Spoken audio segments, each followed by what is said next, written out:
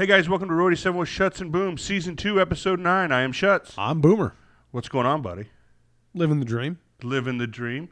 Football season's well underway. Good times. 1 day left in my regular week. Well, that's not true. I work Saturdays. So I got 2 more days, and then I get a day off. Classes are done for me this week. Got some homework to do. Got some Little League games on Sunday to do. Me too. But this Saturday, we're going to Boulder, but more so, we got the Schutz annual party. We do. I'll be there. It'll be a good. And Pat will be there. It'll be a good time. It will be. It'll be a really good time. It'll be a good time. We're nervous about what's going on. Well, we'll touch on how we feel about Colorado before the show's over with. What else is going on, man?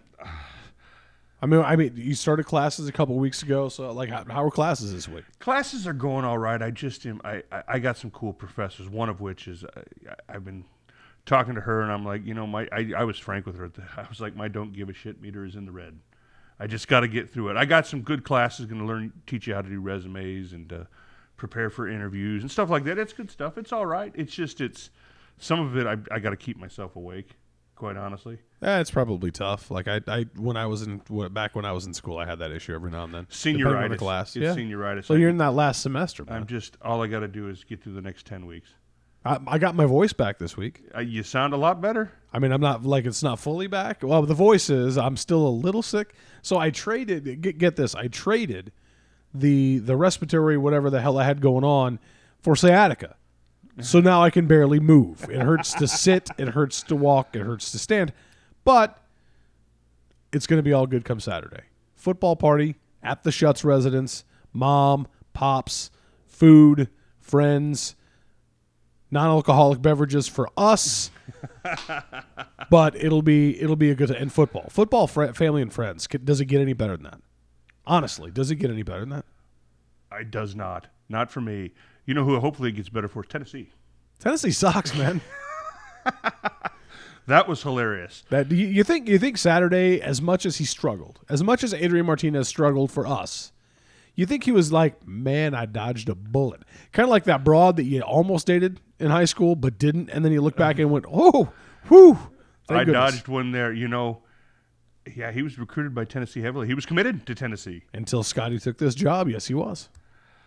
The SEC did not have a good showing. No, something happened in Laramie as well, yeah?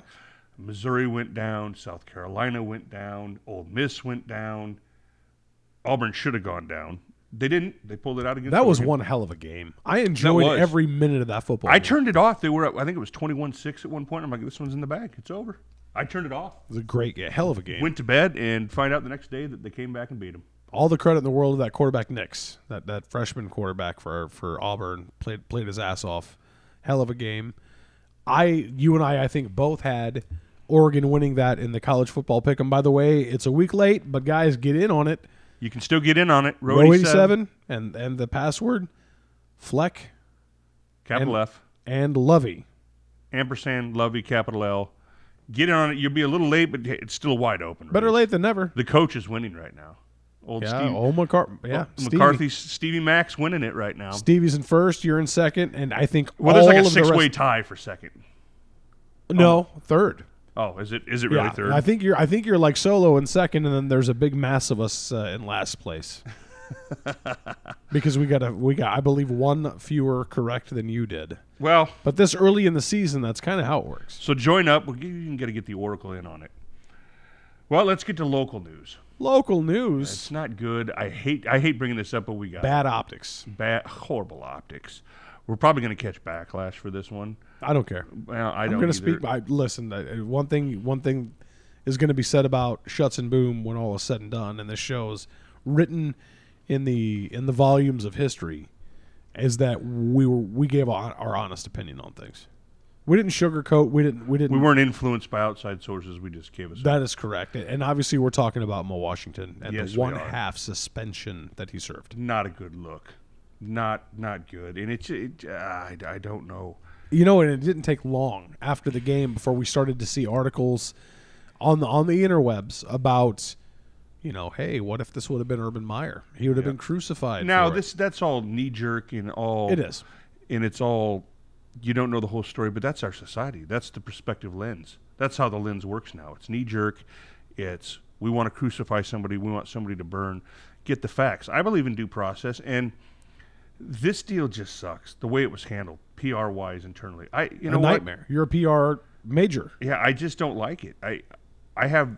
I still believe that Frost is a genuine guy, and you have to look at all the angles here. And I'm not saying this is a Husker bias, but the way it was handled sucked. Bottom line, whether you have the scarlet lenses on or not, you handled this horribly. Well, I was at work. I missed the entire game. We rewatched it together on Sunday with the Oracle. But as that was happening, I texted you.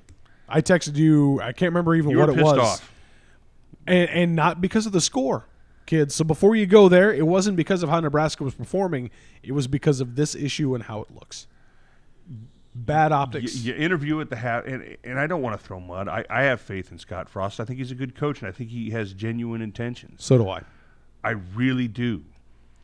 But when you go in and you have an interview at halftime saying our running game sucks, you got a kid facing felony charge, and he comes out and starts the second half. It doesn't look good. And then you announce, well, we decided. Why didn't you announce that and put a PR release out well before the game? You could have. I realize confidentiality, and I realize protecting these kids. I'm all for it. But there are some things this day and age, and Scott grew up under a regime in a time when I don't want. I dare to say slide, and let things kind of go under the rug, but that was 25 years ago. It was 20 years ago. We didn't live in the same world either. It's a different world. And Scott knows that. The guy's not blind. He coaches in it. Everybody's heard the story about the Peter brothers stopping traffic on O Street, beating the shit out of each other in broad daylight. Everybody's heard that story. Never made the news. Never made the news because we didn't have camera phones. Yeah, you didn't have smartphones. You didn't. So the half game suspension I think is a little light. I do too. Just on the fact that you got out of court. This is still pending well into October. By the way, I think it's going to go well beyond the season. Well, they just pushed it back. Yeah. The court the other day they pushed it back. But I think that a half game suspension, he got back, and a week later he got caught with weed, and that hasn't gone. That court case hasn't gone anywhere. But here's the bottom line I'm getting at: due process, and you can try to take this stance of you're innocent until proven guilty. Okay, I'll somewhat buy into that. But the problem is this. Football is not a right, it's a privilege. Correct. It is not a right, it's a privilege. You know, me and you bashed, or at least I did, I'll speak for me, I bashed Urban Meyer. So did I.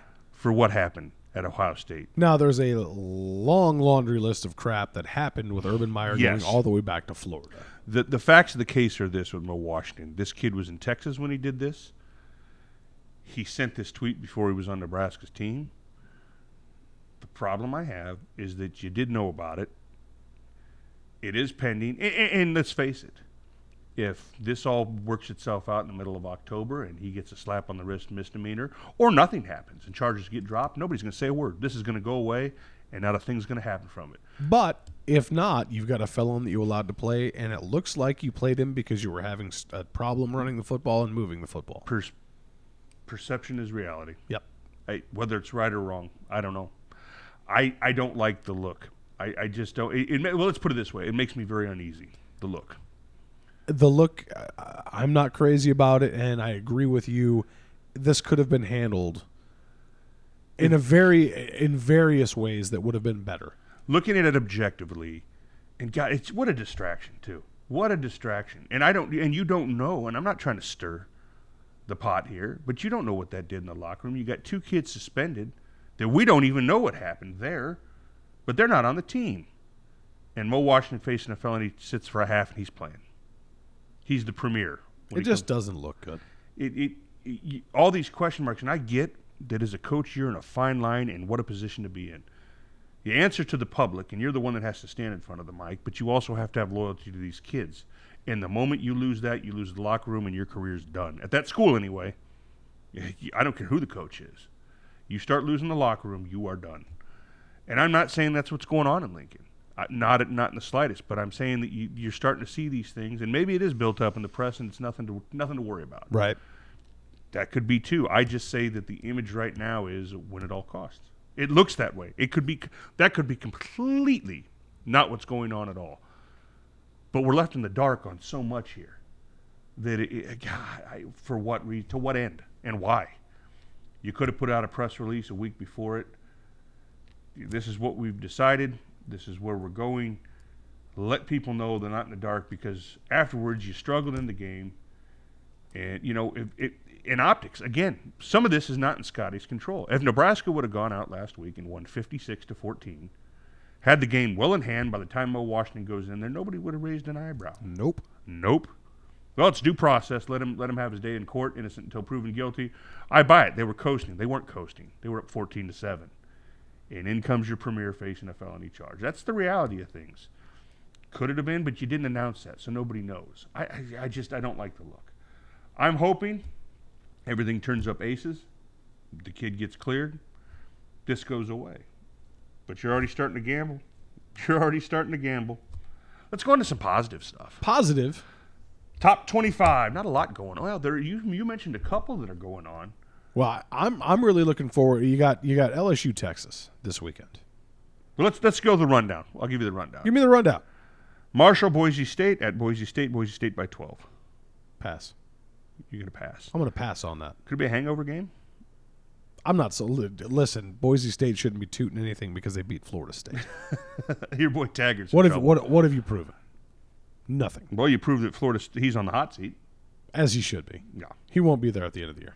You don't think? I don't. Well, he might survive the season, but I'd be shocked if he's their coach next year. We'll get to the Big Ten stuff. Let's go to no, that's all Big Ten. Northern Illinois, Utah. Utah by 22.5. Utah's 13th ranked. Northern Illinois has a new coach this year, yeah? Or no? I'm not sure. I don't believe they do. They're a decent enough team, and they've kind of proven themselves over the past few years. Take the whole Nebraska thing out of the equation. They've upset some teams pretty consistently over the last 4 to 5 years. That might even be pushing it a little bit far. You said 22? 22.5. Utah, very unimpressive victory over BYU in their in their opener. That's always a tough fought game, usually. It is. The Holy War is always rough to gauge. I'm going to take the points. I'm going to take 22 points. So am I. That's a lot of. I know the Pac-12 doesn't play defense and they like to score, but again, I was not impressed with their output against BYU. Texas A&M 12th ranked against Clemson. Clemson by 16.5. Dropping those points without even batting an eye. You think Clemson rolls them? I think that Dabo is greater than Jimbo. Really? Comes down to coaching. You liked Jimbo last year. I like Jimbo. But he's not Dabo. Dabo's a young guy who twice in the last 3 years has taken it to Nick Saban. Okay. God, that'd be a bad image for the SEC if they dropped that one. Yes, it would. Roll Tide. I think, you know what, I'm gonna go Clemson rolls in that one too. That could be a mistake. I'm really on the fence about that. But you know what? I'll give up the points. I think Clemson's going to get it done. New Mexico State, the dumpster fire that they are. What? Against Alabama. It's got to be 30 what? 55.5. I'm taking the points. I'm taking points. Yeah. And you know what, Saban, though, you mentioned this last week. Saban maybe want to do a tour where he's going to run it up if he can. It's not traditionally like him, though.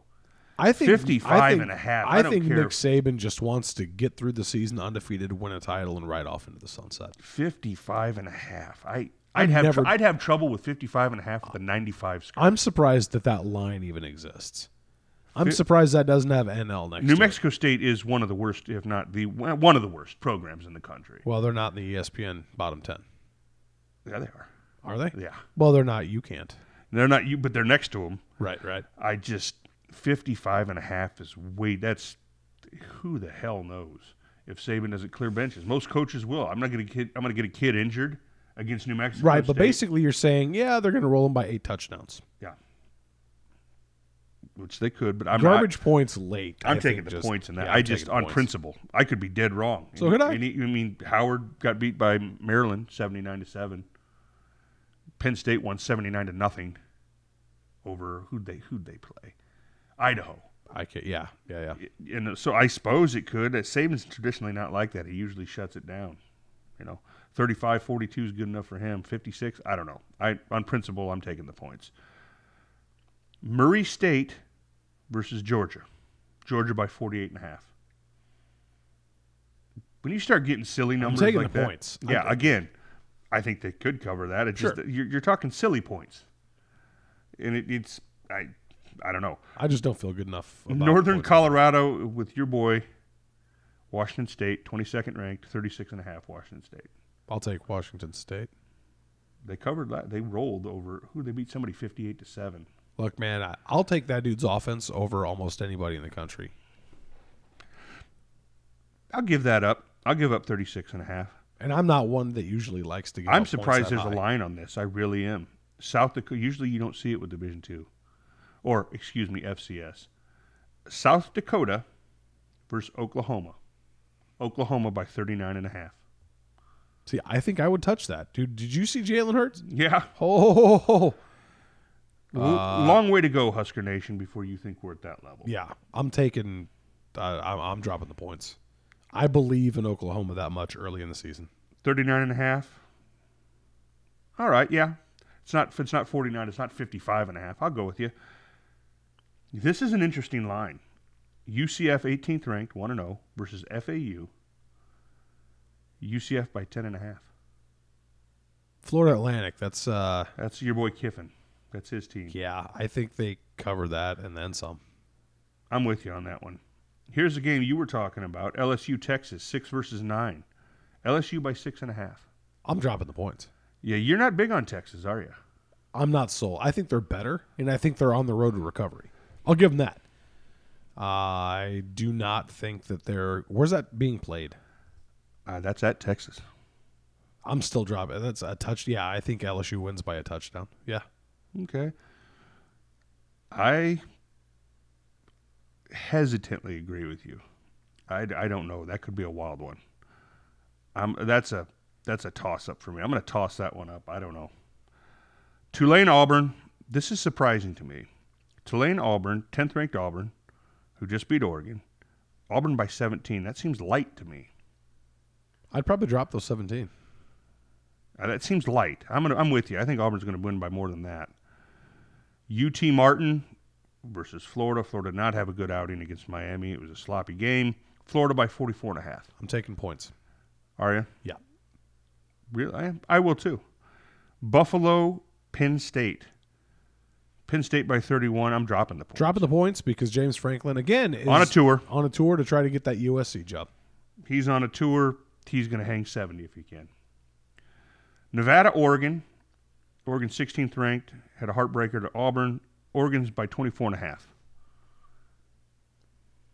I'm probably taking points on that. I think they'll win. Nevada won in a last-second field goal against Purdue. I think that I think that Oregon wins. I don't think they cover. I'm thinking. I'm going to go with you on that as well. We're agreeing a lot. This is weird. It's kind of like the Twilight Zone. It is. I'm taking points. You know that means you're just going to have a terrible week with predictions. Probably, but for standard as usual. Yes. Standard as usual for me. Cal Washington by 13.5. That's tough. That is a tough one. That's. I'm not sold on the Huskies either. I'm gonna I'm gonna take the point. I'm dropping the points. So we finally disagree. We disagree, and we're about to disagree on this next one. Yes. Stanford USC. Stanford 23rd ranked 1-0 versus USC 1-0. USC by 3. Give me the points. You think Stanford's going to win that? I think Stanford wins outright. I don't. I actually have USC in that one. I watched Stanford, and you could say the same about our Skurs, but I watched Stanford against Northwestern. Northwestern's got a well-coached defense, we'll put it that way. They have zero offense. And you mentioned Northwestern just lost one of their quarterbacks. Yes, they did. They won that 17-7 with a late touchdown. It was 10-7. They were favored by a touchdown. I thought they were going to cover that, and then some. Stanford did not look impressive. I have USC in that one. I could be dead wrong, but I have USC winning that. On to the Big Ten, boom. Cincinnati, Ohio State. Luke Fickell returns to where he was defensive coordinator, interim coach. Ohio State by 16. I'm not touching that one. I'm not going to touch that one. This is the test where I'm sorry, but Lane Kiffin's Florida Atlantic last week. They suck. They are horribly coached. They rolled 45. I think it was 45-21. Could have been worse. Who knows? This is going to be more of a test. It should be. Now, you're going to know that Ohio State's really on track if they come out in this game and roll, like 45-21 or plus. They're on the right track then. I think Cincinnati's going to give them more of a test than people think. I think it'll be with 16's a tough one, isn't it?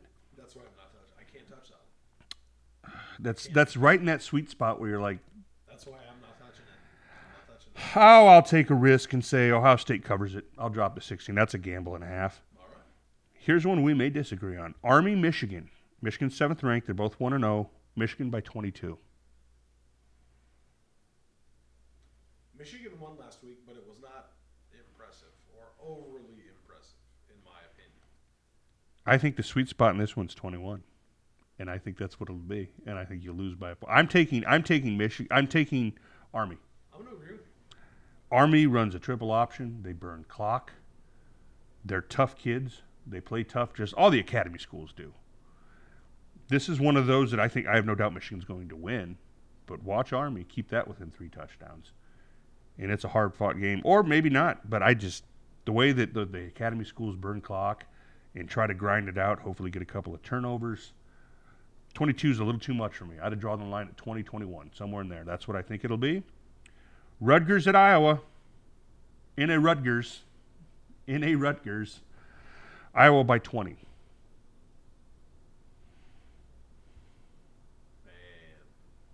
I think Iowa wins that game. So do I. You dropping 20? I don't know. Ferentz is the type, he plays slow ball. He plays well-disciplined offense, slow ball. 20? Oh, what the hell? I'll drop the points. I'm going to go and drop it. So am I. For the review, drop 20. This is probably one of the bigger intriguing matchups in the Big Ten this week, aside from Nebraska, Colorado. Syracuse, 21st ranked, against Maryland. Maryland's actually favored by 2, and they're not ranked. I'm taking. Where's this game being played? At Maryland. I'm taking Syracuse and 2 points. I'm going to take Syracuse and take a couple of points. I think Maryland is better than they were. I think they got the right guy for right now to be their coach. 79-7 over Howard. 79 is still impressive. I realize it's Howard, but 79 is still impressive.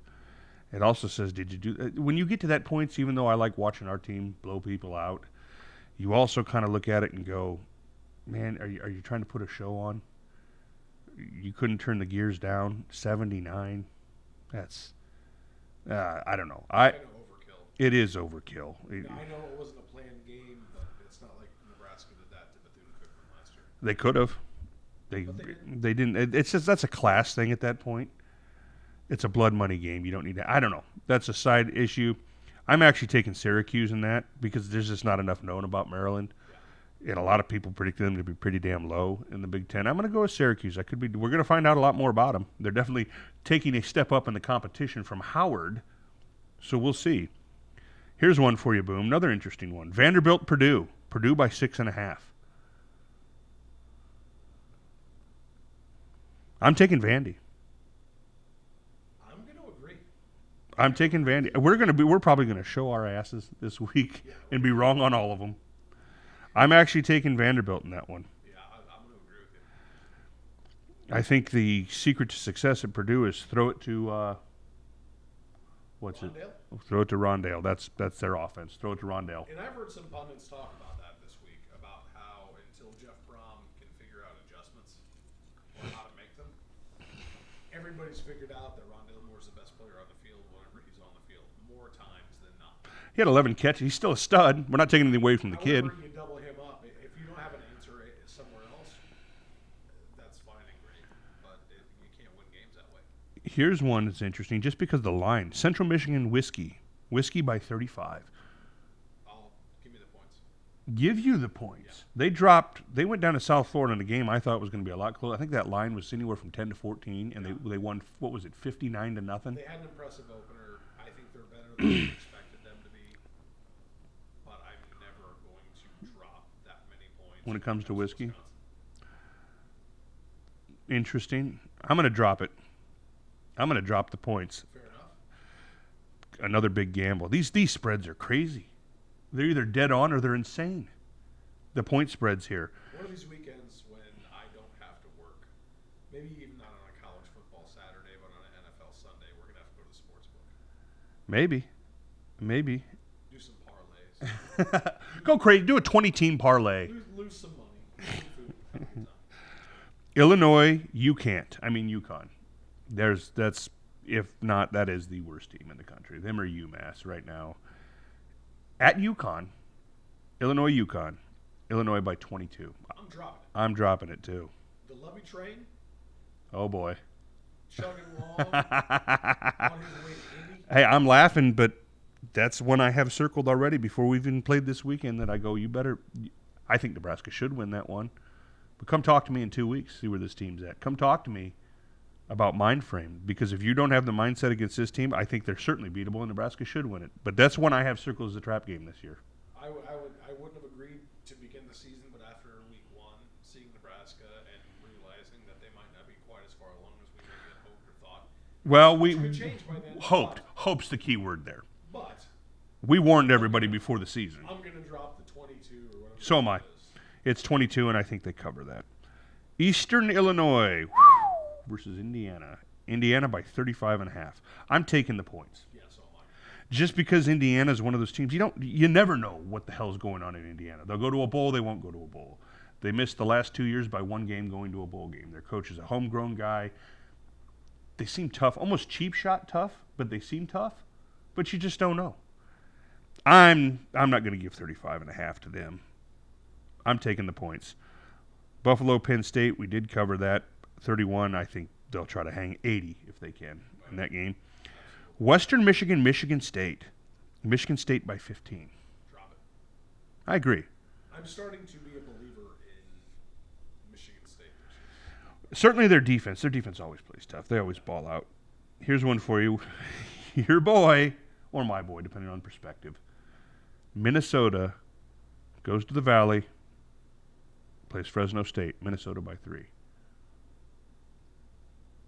Minnesota wins, they don't cover. You think a nail biter? I drop. It's 3 points. I think they win by 1. I have them losing. Fair enough. Call me crazy. I'm probably going to eat my words on quite a few games this year, or this week anyway. I think we both are. I think we are this week. Okay, here we go, Boom. Nebraska travels to Boulder, take on Colorado. Let's break down the game, then we'll get to our predictions. Let's break down the game. In my mind, you better cover the hell and know where number 2 is at all times. Laviska Shenault.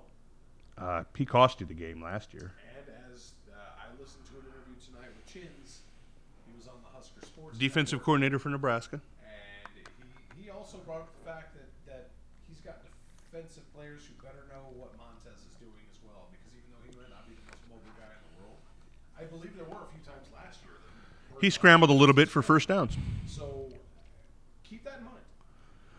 If the defensive coordinator is saying that he's telling his guys to be mindful of that, I think you need to.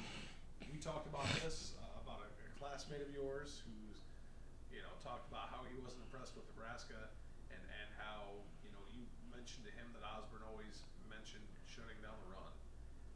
Maybe Nebraska's defense stacking up against Colorado's run game is what makes the difference. Watch our line play. I mean, that's an easy target to say that, but watch it, because I have no doubt. The Oracle brought it up tonight when we talked to him on the speakerphone. Cam Jurgens at the center position is going to be tested. I realize we got a big boy he goes against. We had a lengthy discussion on Sunday, you and I, about Cam. And we came to an agreement that Scotty is all in, pushing in every chip he has on Cam. Cam Jurgens is the future or bust at the center position. Not to take anything away from Farniok. I have a theory that Farniok is probably going to end up eventually, whether it's next year or He's a journeyman guard. he's going to be, not to take anything away from Hickson. Hickson. I think at some point you see Cam and both Farniok starting. Maybe. I just see Will Farniok as a journeyman. He's going to be tested. I think that Colorado's defense is going to be this scheme. Blow up the middle. We're going to send up the middle constantly. They're going to gamble on send up the middle and just overwhelm this kid. Not only that, because of Cam Jurgens, but I agree with the philosophy of Colorado's going to bring it in the center or in the middle because Dedrick Mills did not want to bounce the ball outside last week either. Well, now that a running back's been cleared, I don't know much of Dedrick you're going to see. I think you're going to see you'll see him. He's going to play. And I think that you're also still going to see Wandale taking the ball out of the backfield 4 or 5 times. But I think that that's as far as our defense and their defense, it's going to come down to the line play. No surprise there. Our offensive line has got to be rid of that interior. You're talking sophomore, freshman, sophomore. That's Colorado's scheme. Blow up that middle and see what those kids can do. Let's test them. Let's test them early. So we also know that we're dumbing down, again, the offense for this week. Yeah. Is that concerning? I don't know. That's really a toss-up. Listen, we're not in the meetings, and we talked about this at length. This coaching staff has earned credibility with me, and if they say that it seems uneasy, I'll tell you that. There's something that seems uneasy going on in Lincoln. Maybe it's the pressure of all this stuff going on with Mo Washington and a young freshman that he may be a bright future, but he's a freshman at center, a redshirt freshman who last year was a tight end. Here's that steep learning curve. Here it goes. It's a gamble. We all know that. This game just means so much. And I know every week in Nebraska, every game means so much. But if you think about it, I talked to you before we went on air about this. What's on line here?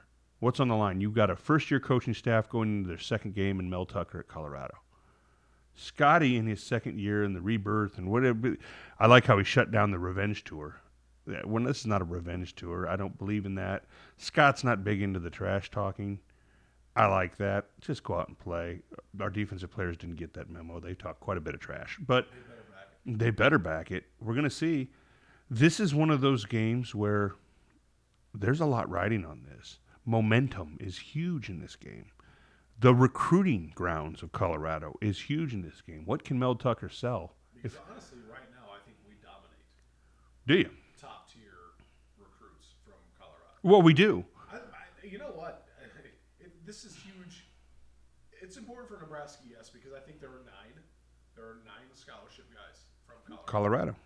So, yes, it's huge. I think it's even bigger for Colorado. Oh, it's absolutely. Because Colorado is kind of open season. I know that Tucker decided, he wanted to pull the "What has Nebraska done" line a few weeks back when they were talking about recruiting in Colorado and how kids choose Nebraska over them. But everybody is chosen over them. And it's Tucker's job to win this game so that he can change that narrative. I'm willing to bet there are more kids in Colorado that would rather go play at Colorado State than Colorado. Yeah. Because they're more successful as a whole. Although they haven't won in 5 years against Colorado. Tucker's got a chance here to start closing he's going to try to close the borders down. But a Nebraska win kills that. Especially if you've got Sullivan, if you've got JoJo Doman. Lee. Yeah, Doman. Eric Lee Jr. If they come out in their studs, and would it not be wonderful? I don't see this happening, but would it not be great if, because you get 4 freebies, you get 4 games a year, you didn't see a young McCaffrey take a snap or 2 and kneel down at the end of the game. We'll get to the predictions soon, but this game means more than people are giving. I mean, yeah, it's an old rivalry. I've never looked at it as a rivalry. I looked at it as a venomous from the McCarthy era, but whatever. They say the biggest jump happens between week 1 and 2. Week 1, the defense impressed. The offense did not. This is a huge football game. Last year, you and Krauth and our buddy Adam Krauth and I were driving to Lincoln to watch the Troy game. And neither one of you laughed because I think we were in agreement, but I said it when we were on the way. I said, this is Troy, mind you, people, Troy game. After the loss to Colorado, after the non-game that was Akron, I said, this is the biggest game in Scott Frost's career. Well, it was. It was after we heartbreakingly lost to Colorado. And it was one of those, he needs this The team needs this game. The team needs it. I'm talking about the stuff off the field. Mel Tucker can close the door on Nebraska's recruiting in Colorado by winning this because he can go, this is week 2 for me here, and I beat him. He's got his second. He's a year ahead of me on his recruiting. He's a year ahead of me in culture. He's a year ahead of me on. There's a lot riding on this, and on our players. Colorado's, for the first time since I can remember, has shut their mouth, hasn't said anything. We're gonna take it to the field. Montez, their quarterback, said they're doing enough talking for the both of us. Well, boys, strap them up. We're gonna see. I see this game going one of two ways. It's time for predictions. What do you think? It's a 4-point spread. Mm-hmm. I do not think Nebraska covers. I do believe Nebraska wins. This game is going to come down to me, this game is going to come down to a missed field goal, a late field goal, A blocked field goal. a blocked punt, something crazy. This is going to be a 4-quarter war, a battle of attrition. Listen, I don't care what Scott. Listen, do I believe that Scott Frost thinks or tells his guys week in and week out it's a nameless, faceless opponent? Sure. Not this one. We already know. Scott didn't say anything. We already know from the comments of one of the captains in Daniels. My coach don't like them, so I don't like them. My teammates got beef, so I got beef. That tells me everything I need to know. I think this game is going to go one of two ways, polar opposites. This is either going to be a heartbreaking loss, 4 points be damned. Nebraska's either going to lose or they're going to roll 10+. That's how I see this game going. You look at my problem is it's a 50-50. There is no middle ground. There is no nail biter. I'm talking about I hope you're right in the sense that they roll. That's how I see this. I think we win. I don't think we cover. I don't see it that way. I think we lose, heartbreaking. We have egg on our face, and it doesn't look good from a lot of standpoints. And if we lose, this is devastating. It's absolutely devastating. I'm not worried about next week. This week, I lose sleep because either this is it. This is the showing. Here you go. Okay. All right. So you say if Nebraska wins, Nebraska rolls. Let me ask you this then. Nebraska wins, who's the MVP? The pundits will go after Martinez. It's going to be Cam Jurgens. I like that answer. It's going to be Cam Jurgens. I like that answer. Their D tackle is 6'6", 320. And I realize we got the Daniels brothers that are, 164, 340, and his little brother is 6'2", 340. That's great. Colorado's going to do crazy stuff like they got their D tackle 6'6", 320. They're going to send him straight over the ball at Cam Jurgens, and they're going to send a linebacker right behind him. And they're going to tell those two, your job is to do nothing more than hit that kid. That's it. If I'm the defensive coordinator, that's what I tell him. Hit that kid. Go, or Sammy, I think his name is, something like that, the D tackle for Colorado. You hit Jurgens, and middle linebacker, whoever that may be, you go after that guard of theirs, Hickson. They're in their second start ever. That's what we're going to do and see how they respond. That's how and I think the hero of the game is going to be Cam Jurgens. Now, the pundits are going to say Martinez because if he holds up, Martinez is going to have a hell of a day. I really think And I do think that he has something to prove with those guys. Yeah. I think he's got a bone to pick. I think he's got some – listen, last year is a lot different. A lot different if he doesn't get hurt in that game. I think so, too. And we should have beat him. Nebraska should have won. That should have, could have, didn't, but should have won.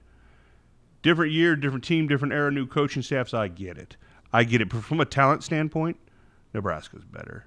What does that mean come Saturday? We'll strap them up. That's why they play the game. I think that this game comes down to Nebraska sputters on offense and doesn't – the defense is going to give up a little bit more than they did to South Alabama, I think. I think they're going to be stout, but it's going to come down to a heartbreaking loss, or the offense is going to click, and they're going to have answers, and Nebraska is going to beat them by 10+. That's how I see this game turning out. That we'll see. It's going to be fun. Annual party, bunch of people there, family, friends. Family, friends, and football. Family, what else can you ask for? We're going to see. Announcements, check out our website. Email us at. Well, that would be schutz.boom@row87.com. We're going to have Ashley sometime, our managing editor, on the show. Talk to her. Have to have her on at some point here soon. Also, keep checking the website. We came out with a big list on Wednesday and that's going to be an every week thing now that the season has started. That's our weekly Big Ten rankings. We had a piece from Ashley Morton. I believe it was like a game day recipe piece that she did. So check that out. Now that my voice is back, starting next week, you're going to get an installment of What's Bugging Boom on top of the show. I'm willing to bet we're going to see another post-game reaction video from Schutzy this week. You will. That's on the Facebook page, so you got to follow us on Facebook. Instagram, Twitter, and YouTube as well. Like us, subscribe, please. It only grows if you grow with us. And we want to grow. We do want to grow. We're growing boys. And if you've got content, let us know. We're looking to expand. Yeah, we want new members of the team. I mean, become a part of the Row 87 team. You got some insights. You want to be able to share your thoughts with everybody. We're allowing you the platform to do that. Absolutely. This show is about the people in the Row 87, the masses. And in 2 weeks, not next week, but 2 weeks' time, we're going to be premiering something brand new on the website, Schutz. Are we? It's going to be the fictional interview of the week with the Oracle, where we put words in his mouth. You see, we spoke to him on the phone tonight before we went on the air. We asked him if he thought he was going to get the job done. He wouldn't answer. We asked him for we'll have him on the show, quote, air quotes. He'll be on the show. We're going to have him on in 2 weeks for a fictional interview. we took a good 3.5, 4 minutes worth of audio, which doesn't seem like much. But we took a bunch of audio from him, and I'm still in the process of tearing down some of the audio clips. He'll make guest appearances. We're going to have fun with this one. We're going to have fun. And he's rolling his eyes right now. I know he's listening and rolling his eyes. It's fictional because we're putting words in his mouth. Well, you'll notice it. It's going to be funny. It's funny to us, the Oracle. It's going to sound choppy as hell because it's fake. Always ask him if he's going to get if we're going to get the job done. He will not answer. He never But he has. will from now on. I'll be damned if he stays silent. Keep following us, guys. A lot of content to follow. We love it. With that, I am Schutz. I'm Boom. We'll see you next time.